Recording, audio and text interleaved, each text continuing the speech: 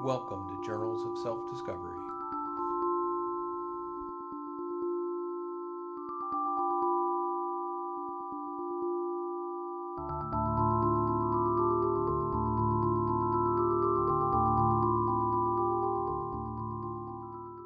Hello and welcome to this month's edition of Journals of Spiritual Discovery. I have a couple of announcements for you. Number one is that my book is finally in print, and that title is Subtraction, the Simple Math of Enlightenment, and you can order that on Amazon or at your local bookseller.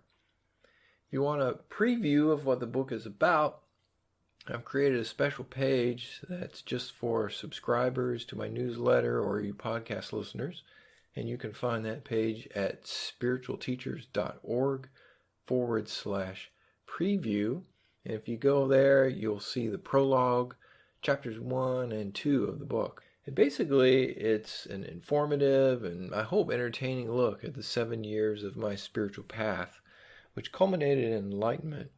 It covers a lot of my adventures and misadventures along the way, experiences fasting, spending time in solitary retreats, the way I used work as a spiritual practice, and of course my experiences with people such as Richard Rose, the Zen master from West Virginia, Mother Mira in Germany, and Douglas Harding. I encourage you to check out the book and let me know what you think of it. And especially if you like it, leave comments on Amazon because that will encourage other people to buy the book. I also wanted to let you know that the TAT Foundation's April meeting is coming up soon, and that's April the 6th through the 8th, and that will be at the Claymont Society in West Virginia. The theme of that meeting is called Steps on the Path. Paul Resendez will be there, who's been a guest on this podcast, as well as Paul Constant, and they'll have Bob Ferguson, who I did a documentary about a few years ago. I'll be there, as well as my good friend Mark Seabright. So it's going to be a great meeting. I would encourage you to check that out. You can go to tatfoundation.org and you'll find an ad, I'm sure, for that meeting. You can find out more about that. This month's podcast is basically a mini episode where I've collected some of my favorite spiritual poems and decided to read those. For a lot of my life, I was a person who didn't really appreciate poetry. But when I began writing as a spiritual practice, I found that as I sat and just waited for whatever would appear to appear, well, what came to me were poem-like phrases. And since then, I've found a deep appreciation for that creative wellspring from which these ideas emerge. I think it's hard to find spiritual poetry. It's not hard to find well-crafted poetry, but it's hard to find poetry which really was written through someone who was connected to the source of their being and allowed that to come through and allowed that to shape those words. So I think these poems that I have selected, they carry that feeling or that energy with them. If you want to know more about the poems and the books that they came from, you can go to spiritualteachers.org/podcasts and look for the spiritual poetry episode. And there you'll see the notes from this episode and the links to the books. So I hope you enjoy this. And next month I plan to have a regular interview. And I've gotten a lot of suggestions from you listeners. I really appreciate that. So keep them coming and I will keep sorting through and interviewing those people that I can get in touch with. This poem is by Irene Palmer and it's titled My Last Identity. Here, in my last identity, having become all I will ever be, there is peace, a peace of finality. Yet behind the threads of life there is a prevailing presence of something left unsaid. I listen to the silence of that faint voice that hovers on the outer edge of darkness. There is no desire to become entangled in life's emotional threads again. Ambition is laid to rest. No desire to become someone, for fame, to go to foreign cities, to see the world. No harboring regrets of what I have done or didn't do. No worry what might have been or yet might be. The world is timeless. I am alone. And here are 3 poems by Patty Ann Rogers. The first is titled Tabula Rasa. The landscape in this country is entirely bare and blank, undistinguished by any feature, except for a stitch of swallows appearing and disappearing above the sky-smooth lake, in and out through the portals invented by their own journeys. Here, alone in absence, except for many tiny punctures in the overall, seeming like prints of thorny grass crickets, the pinpoint instincts of rock lizard toes, the stinging bristles of musk thistle, and the lesser spikes of lattice spider. This is a dull, unbroken scape, except for a pinnacle, a balustrade of forest, except for a rip of hound yelping, and then another, and the jagged red slash of a rooster's occasional chick-chittery-chee, except for a multitude of cracks in the oblivion, through which appear many eyes, yellow of a black cat on a tile roof, pierce of praying gull, 2 glassy sprongs of woodland snail, old man in grey cap with cigarette.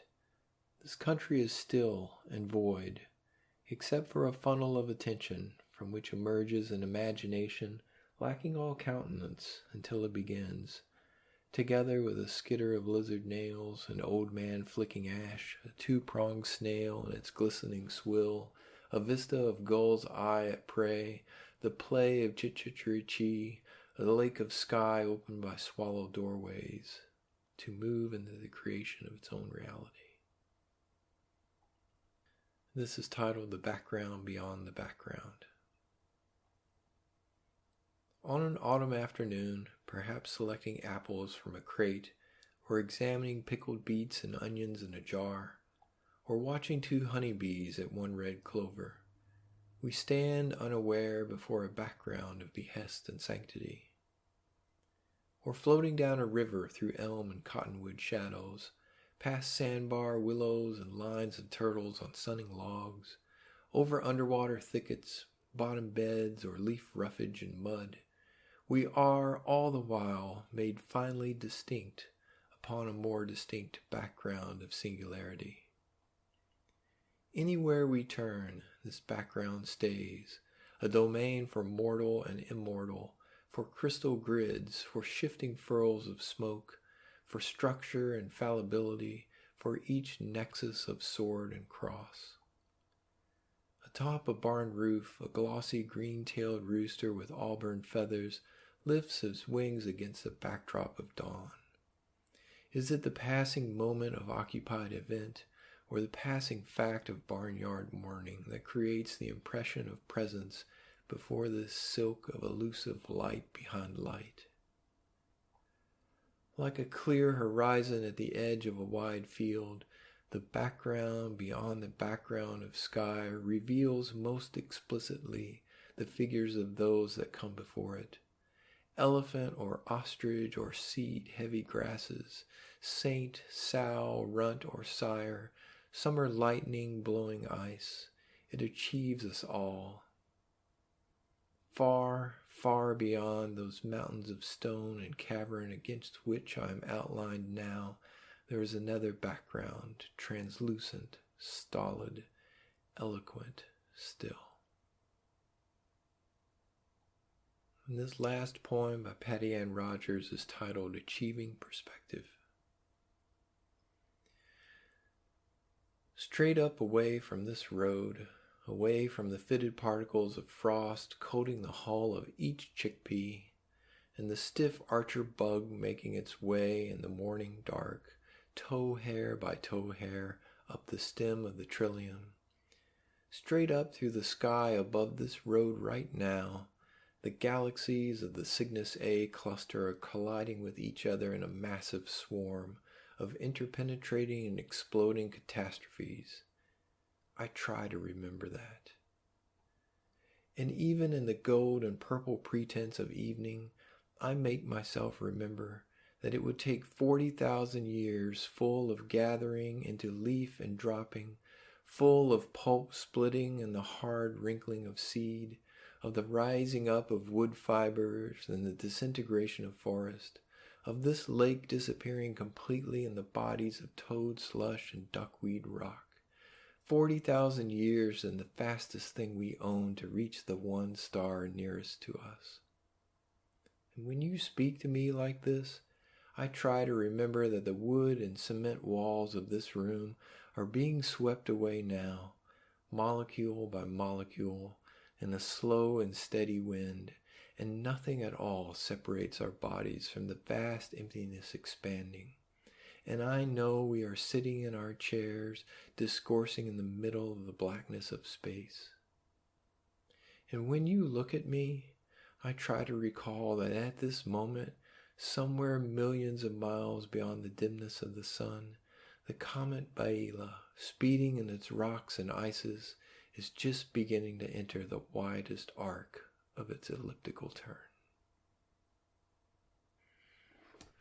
This next is a poem by Richard Rose, and it's my favorite poem of his. The Dawn Breaks. The dawn breaks because another day and night have died, but the sky was there through all.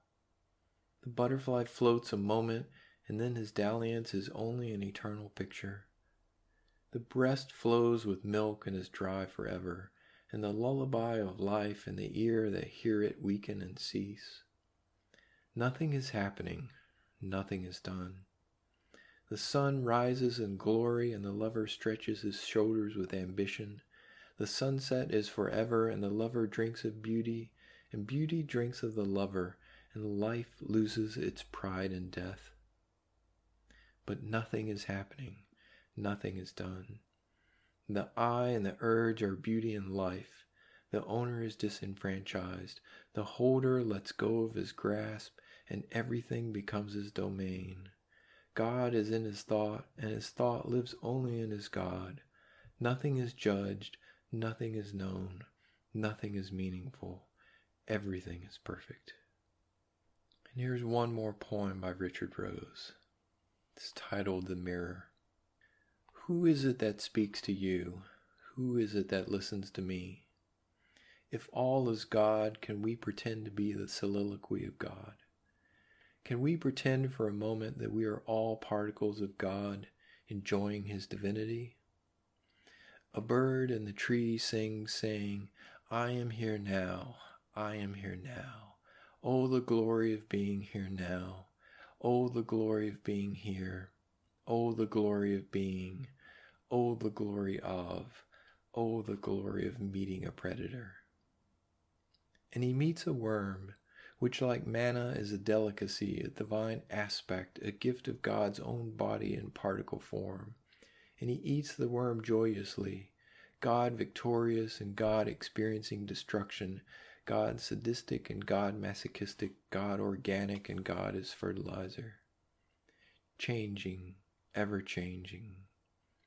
As decaying bird food is fertilizer, revitalizing less organic soil, creating a cradle for millions of microscopic organisms, all singing the praises of life with songs of exultation, anger, despair, and fear.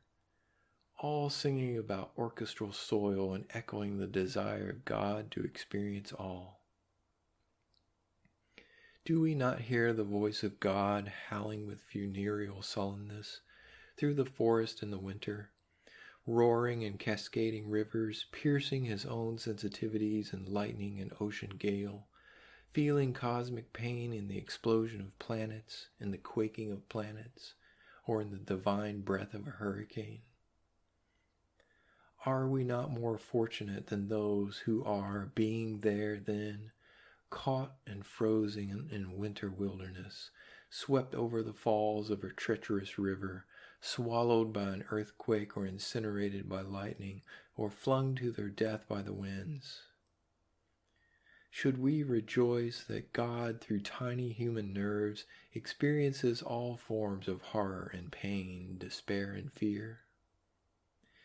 But the God within all, in all now, witnesses that not all freeze, not all are drowned or torn to pieces. He witnesses this only through human nerves, in and through his audience of millions, through his millions of eyes, ears, and noses that watch others die, butchered a million different ways, that watch others suffer, that watch others hope and lose hope, that witness instilled courage change to instilled despair and terror. Can we imagine the glories of a God so self-watching, so identified with us who are so identified with this pointless game? Unless we visualize God as infinitely introspective, that watches the eater and the eaten, the beater and the beaten, watches the millions uneaten observing the ones being eaten, watches the millions unbeaten observing the ones being beaten, there seems to be no point to this drama.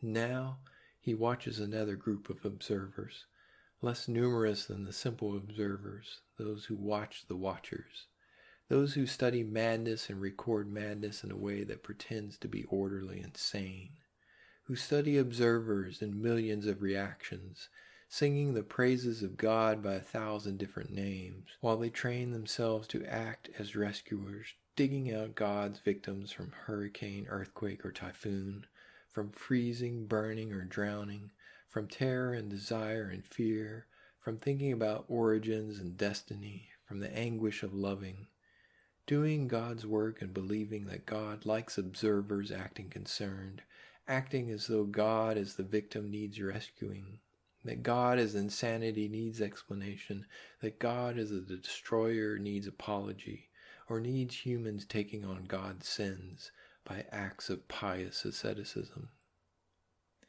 For God now breaks into many parts, observers watching observers, and observers of observers of observers. But which of these billions is really here now? Which of these particles among God's infinite number of particles is watching God? Is he alive to all who watch death and life? Is he alive to God, who rejoices in seeing God particularized? Or is he alive who is not among the myriad observers, the myriad eyes that sleep or remain less asleep?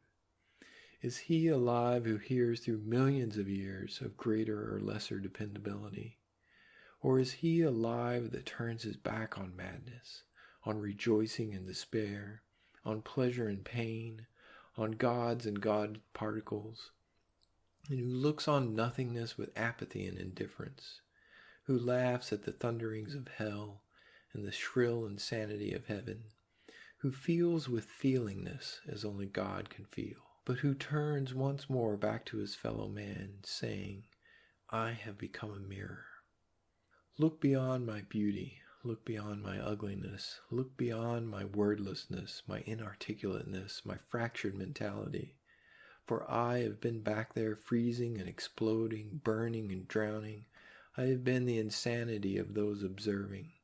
I have lost all my particles except that which is a mirror, which is nothing of me, but which gathers other particles which are inarticulate, and which identifies with other infinite articulations of madness.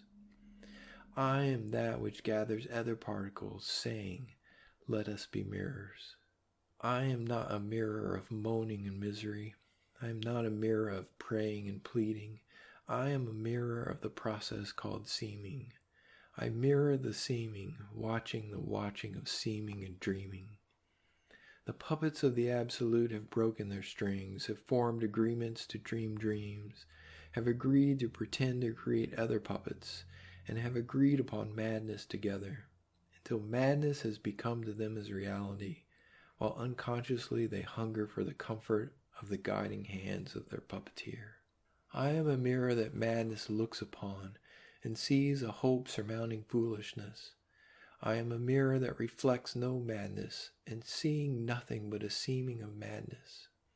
I am a mirror that looks not to reflect love, for I perceive no love, but a seeming of love, and I see no justice, divine or human, but a seeming of justice. I am a mirror that was not made and remade to reflect only seeming.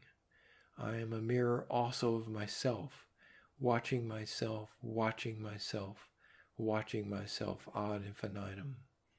I am a mirror alive and aware, aware of being aware, of being aware, of being aware, ad infinitum.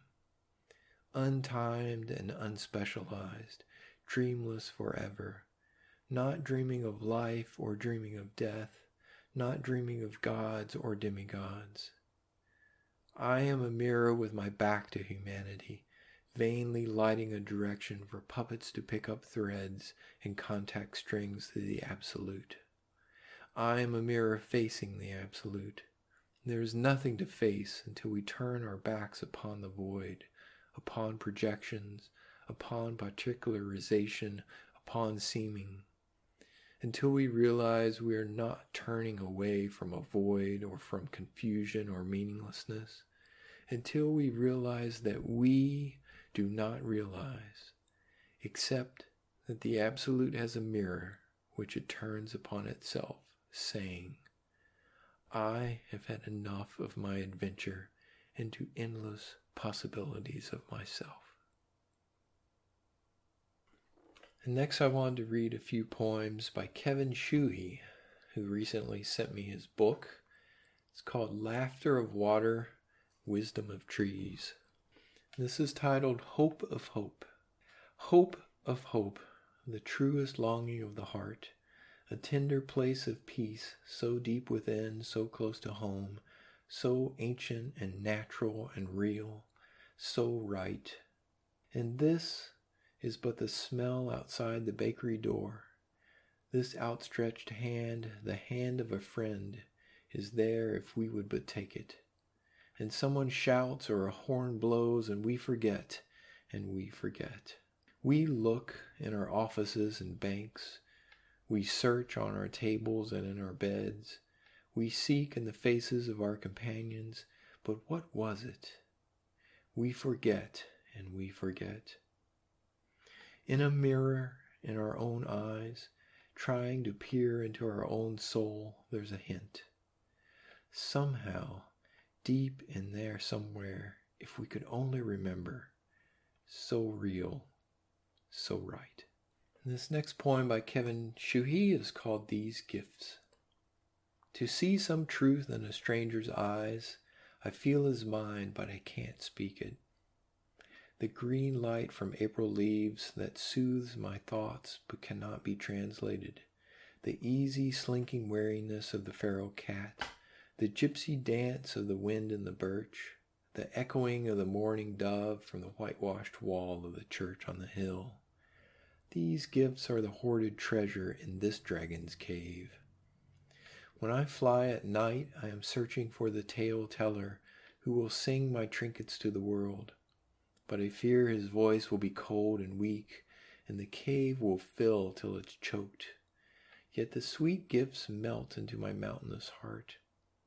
I gaze at the clouds and valleys, at the cypress and the tree, and listen, in the hope that someday what I hear will not be me, but just an empty boat adrift on still water. This is titled We Dance. We dance in unbridled joy, then try to draw the steps upon the floor. Pointing with zeal at painted feet on stone, we extol the virtue of such steps. But where is the joy? From whence has it come? While walking on a certain road, the light of perfect love dawns in our hearts. We note the spot, the day, the time, and of that place would make a shrine. Does his love shine on this road only? When the light, the order, the clarity, when the joy of truth shines forth, we cling to the shadows it casts. Listen to Rumi. His new rule is break the wine glass and fall toward the glass blower's breath. And here are a few poems that I wrote over the years. And this one's titled 18th Street Angels. The blinking lights of bicycles become angels, bobbing between the blocks of 18th Street, and I can only gasp as they pour through me too, leaning against a lamp post, struck like Saul on his way to nowhere. Overhead, lights play on trolley lines, reflected headlights creating crests of light and troughs of darkness, rolling into the vast expanses of Folsom Street, their motion and expression of the freedom of perfect meaninglessness. I am walking on air, relieved of being anything, and filled with light arising as easily as these feet propelling me in the mystery. A subway panhandler strums a banjo, clearly waiting for me to walk across an expanse of tile and hand him a $5 bill in exchange for resting beside his lonesome notes. I shake my head, involuntarily shrugging off what has always been like a soaking rain, so I can write words that run forward into nothingness. This is titled Corners. He prods the faces of a room once familiar, but now haunted in misty corners by the unexplained. His cane darts at forms that fade in the walls, wisp-like. Maybe, he says, it is those once here, but now crossing the intersection of this moment. His eyes, a blue-gray fog, need no thick lenses such as his son bought to see what matters. He sees and hears and knows well enough for the business in hand, for the pursuit of truth at the tip of a cane. Touch me, we say. I am real. Imagine a reel of film or bits of data with electric charge vibrating, stretching the bounds of their containers, threatening to spill order into gibberish. This chaos holds together only by the thought of existence. His nights fill with wails of white light, sharp noises that stop short, and voices that mutter uncertainly. Whatever order there was is breaking. This is a story of disillusion, of a clockwork inside us spinning another minute, wearing another tooth, shaft, or spline, in time failing. In time all is failing. The spinning center of the thought of existence teeters to a stop, gloriously revealing what remains. And this one is untitled. Floating in early morning denial of the impending rise of myself, I hear birdsong begin and end, the shake of a branch departed, the scuffling of feet on pavement, the rise and fall of an engine's toil. These sounds feign time, pretending to wake the sun like the will of some hidden god. I will never rise from this bed, for I am always and every moment dying. I will never rise from this dream, and the pieces will fall away. Bird, song, sun, breath, darkness, silence, becoming indistinguishable in their unbecoming. Love always tilts toward death, furling, shriveling. Awaking is the first moment after which there is no moment but this.